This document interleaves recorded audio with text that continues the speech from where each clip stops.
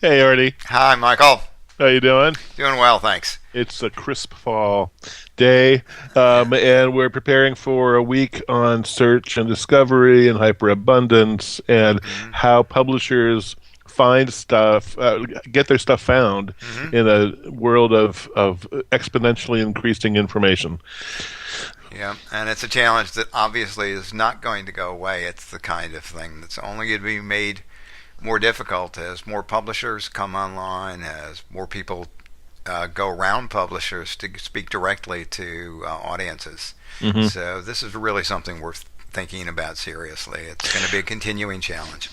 It's one that's close to my heart because it was the big challenge we had at the National Academies Press was how do you make thousands of publications explorable? How do you encourage discovery? What technologies do you develop? hmm What do you depend on? What are you presenting to the audience? But also, what are you presenting to Google? hmm And That was one of the early successes that we had was getting our text indexed by Google Right. early.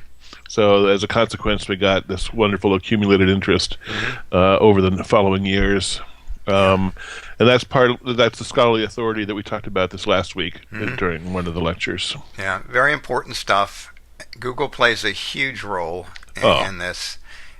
Basically, if you're not on Google, you don't exist on the internet. all right. And I think the they, last number I heard was 90% of searches go to Google. yeah, yeah, It's a hands down. It's a functioning monopoly, even though they're not stopping anybody from no, trying to enter into the hmm this incredible problem to yeah, solve. Yeah. yeah.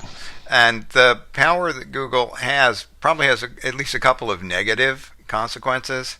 Uh, One is which is that there's temptation for Google to reach into more parts of our lives and connect the different properties they have.